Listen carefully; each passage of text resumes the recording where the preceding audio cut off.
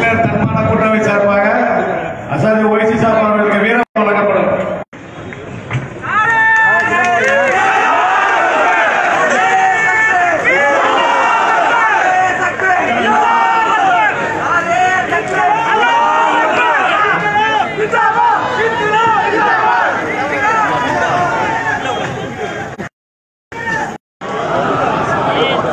Very good evening to all of you.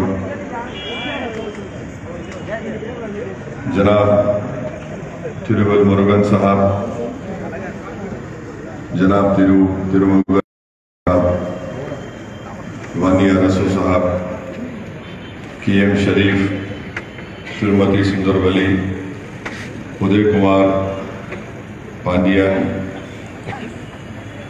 Tamil Nadu के मजलिस इत्तेहादुल मुस्लिमीन के सदर जनाब वकील साहब, मेरे पूरे मजलिसी रुफ़ा, बुजुर्गान मिल्लत, मेरी इज़्ज़तदार और माँ और बहनों, मैं शुक्रगुजार हूँ हमारे खादर पाशा का जो बड़ी मेहनत करके आज के इस प्रोटेस्ट मीटिंग का परमिशन उन्होंने लाया। मैं अजीज़ दोस्तों और बुजुर्गों, मैं अंग्रेज़ी में बोलूँगा और उसके बाद हमारे दोस्त हमारे भाई उसका तर्जुमा करेंगे। I will speak in English and inshallah the learned person over here would give a better translation that I have spoken in English in Tamil language. This is a protest meeting against an unconstitutional and a black law which is called CAA, which the BJP government had passed on the basis of their brute majority in both the houses of parliament.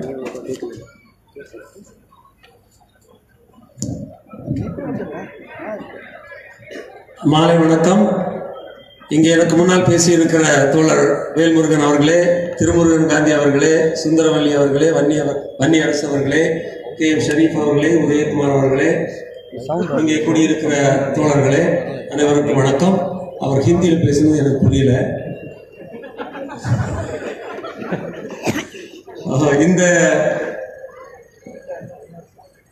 கண்டன கூட்டம் பாரதிய ஜனதா அரசு கொண்டு வந்திருக்கிற அரசியலமைப்பு சட்டத்துக்கு எதிரான கருப்பு சட்டத்திற்கு எதிரானது.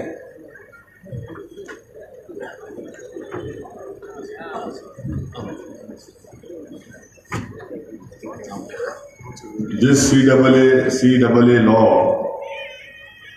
is unconstitutional because it violates the fundamental rights of our constitution.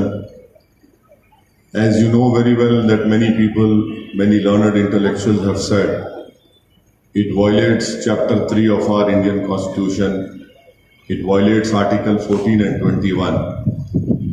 And never in the history of Indian Parliament any law has been made on the basis of religion. This is for the first time that a law has been made in our parliament on the basis of religion, wherein Muslims only have been excluded from this law on citizenship. குடியுரிமை சட்டத்திற்கு எதிரான இந்த சட்டம் நம்முடைய அரசியலமைப்பு சட்டத்தை மீறுகிறது, நம்முடைய அடிப்படை உரிமைகளை மீறுகிறது. அரசியலமைப்பு சட்டத்தின் 3வது, 14வது, 21வது ஷரத்துக்களை மீறுகிறது. இந்திய அரசியல் வரலாற்றில் இதற்கு முன்னால் மத அடிப்படையிலே எந்த ஒரு சட்டமும் நிறைவேற்றப்பட்டது கிடையாது. முதன் முறையாக இந்த சட்டத்தை நிறுவி கொண்டு வந்து இஸ்லாமியர்களை வேற்றுப்படுத்துகிறார்கள். When the constitution was made and when the preamble was being written, at that time a member of the Constituent Assembly by the name of H.V. Kamath insisted that the preamble should be started in the name of God or in the name of Bhagwan. It was Rajendra Prasad who went and explained to H.V. Kamath that this cannot be done. This should not be done. but it led to an vote in the Constituent Assembly wherein H.B. Kamath lost. And that is why you see in our constitution in the preamble, it is not mentioned that in the name of God or in the name of Bhagwan. That was the spirit, the constitutional spirit, that was the understanding of secularism, pluralism and diversity of our founders who gave us this constitution. It is our misfortune that today the present Prime Minister believes that he has more wisdom than Baba Sahib Ambedkar, more wisdom than Nehru, Rajendra Prasad, and that is why we see this communal unconstitutional law coming into existence. நம்முடைய அரசியலமைப்பு சட்டத்தின் முகவுரை ஏற்படுத்தப்பட்ட போது HP Kamath என்கிறவர் கடவுள் பெயரால் அந்த முகவுரை முன்னுரை எழுதப்பட வேண்டும் என்கிற கருத்தை தெரிவித்தார். ஆனால் அந்த முன்னுரையில் கடவுள் பெயரை சேர்க்கக்கூடாது என்ற கருத்து வலிமையாக அழுத்தம் திருத்தமாக சொல்லப்பட்டு அது நிராகரிக்கப்பட்டது. இந்த அரசியலமைப்பு சட்டம் நம்முடைய மதச்சார்பற்ற தன்மையை, நம்முடைய பன்முகத்தன்மையை, நம்முடைய பல்நோக்கு தன்மையை வலியுறுத்துகிறது. இது ஒரு துரதிருஷ்டமான விஷயம் என்னவென்றால், இன்றைய பிரதமர் இதற்கு முன்னால் இருந்த பெருந்தலைவர்கள் ராஜேந்திர பிரசாத், அண்ணல் அம்பேத்கர் போன்றவர்களை விட தனக்கு அதிகமாக தெரியும் என்று நம்புகிறார். After the constitution was made and on 26th we decided that the constitution would be implemented in the country. The original constitution book, it was engraved and it was signed by all the members of the Constituent Assembly. Even today, if you go to the Parliament Library, in that first constitution book, which was signed by all the members of Constituent Assembly, in that book you will find photos of Ram, photos of King Akbar, you will find a photo of Shaheed Tipu Sultan Rahmatullah Alayh, you will find a photo of Jhansi Ki Rani. Why were all these photographs put in the first book? Because the founders of our country, of our makers of constitution, wanted to send out a message to the whole country that this country accepts everyone. It accepts Tipu Sultan, it accepts Ram, it accepts Jhansi Ki Rani.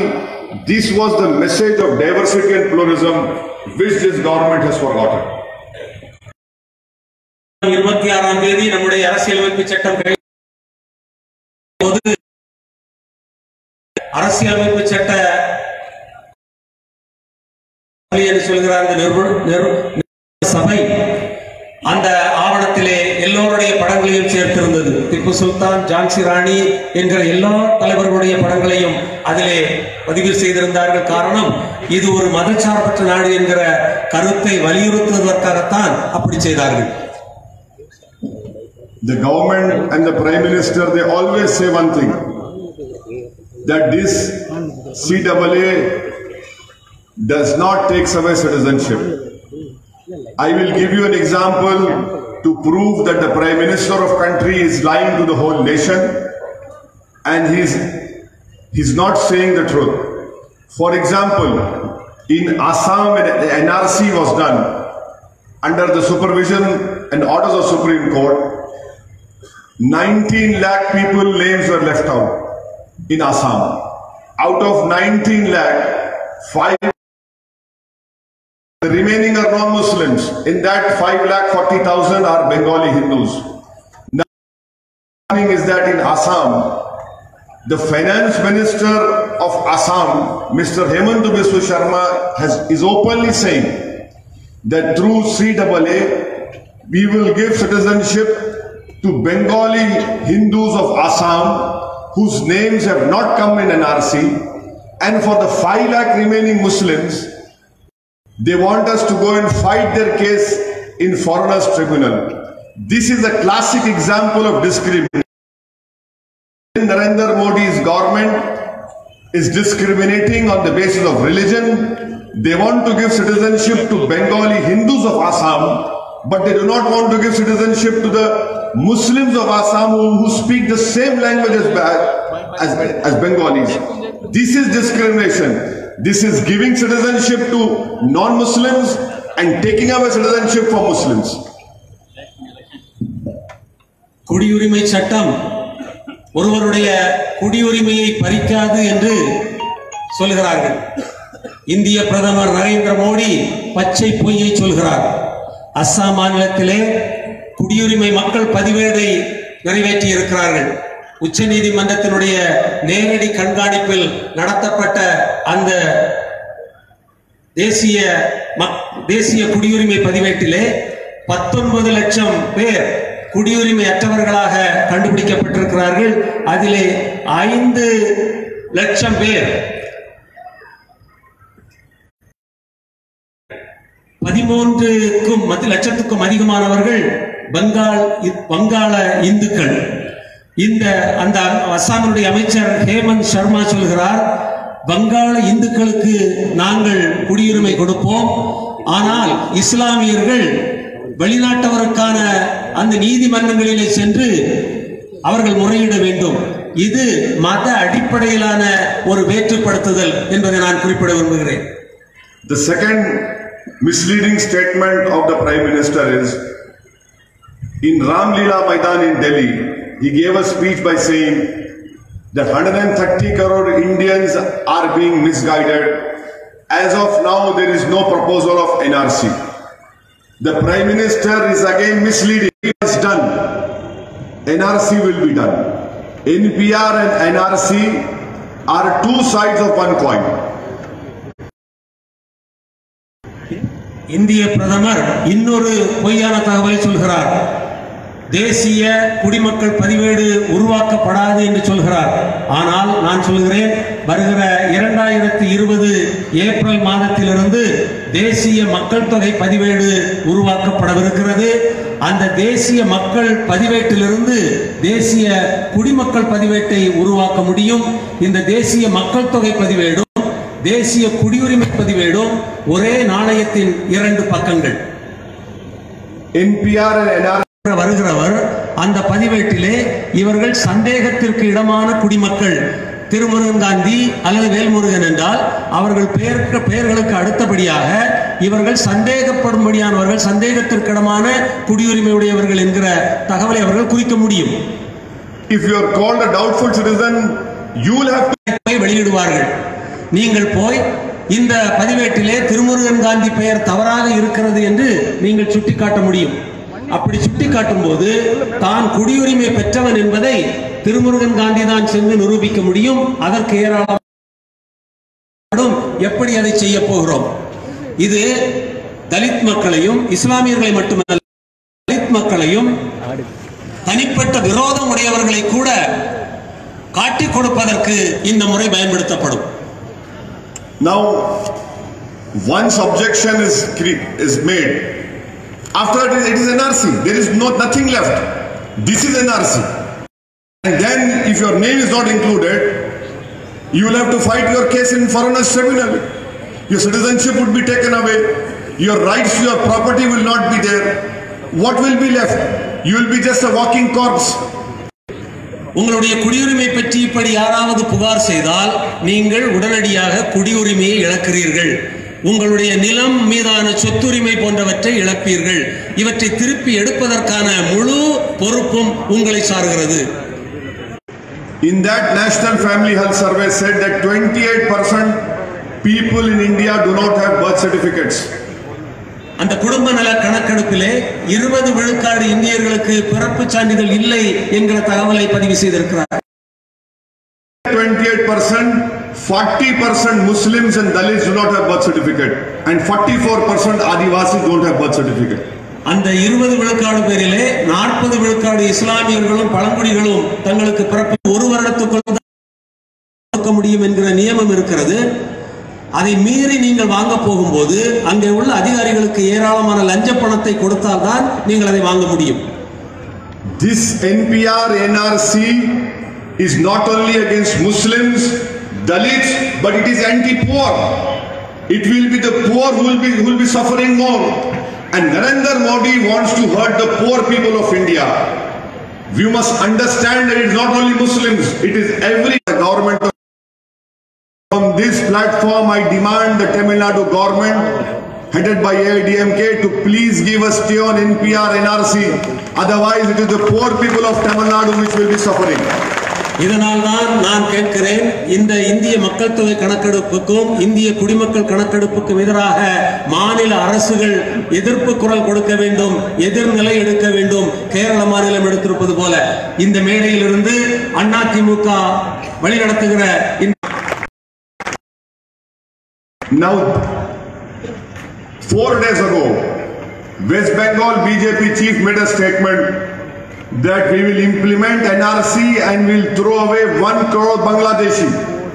What does he mean by that? That means it is when they say Bangladeshi, it means Muslims only.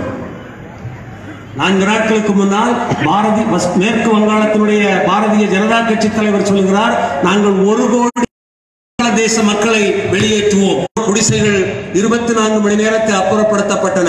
ஒரு பாரதிய ஜனதா கட்சிக்காரன் இங்கே இருக்கிறவர்கள் எல்லாம் வங்காளதேச பந்தேரிகள் என்று தெரிவித்த புகாரின் அடிப்படையில் 24 மணி நேரத்துக்குள் நகர்மன்ற அதிகாரிகள் போய் அந்த 400 அப்புறப்படுத்தினார்கள். Out of that, 50% were Kannadigas from Koppal area. Another 50% were from northeast. They have PAN card, they had every proof. But because the BJP MLA said they are Bangladeshis, they suspected they are Muslims over there. All 300 poor hutments were removed from a private land, not even government land. தனியார் நிலத்திலே இருந்த அந்த 400 குடிசைகளிலே பாதி பேர் கன்னட மக்கள், இன்னொரு பாதி பேர் வடகிழக்கு மாநில சட்டமும் அமையும். This example which I have given to you, it clearly shows that the Prime Minister had given a misleading statement. NPR will lead to NRC. In Parliament, Amit Shah used my name, Owaisi ji. You mark my words, NRC will follow now. Narendra Modi NRC NPR சட்டங்களை பற்றி பேசும்போது நாடாளுமன்றத்திலே அமித் ஷா தலைவருடைய பெயரை குறிப்பிட்டு NRC அமல்படுத்தப்படாது என்கிற தகவலை சொன்னார். This agitation which is going on throughout our country, this is not a Muslim agitation. Bharat, anyone who loves India, anyone who loves Ambedkar, anyone who loves Gandhi, anyone who loves Nehru, anyone who loves Maulana Abul Kalam Azad, anyone who loves all the freedom fighters, they are not alive.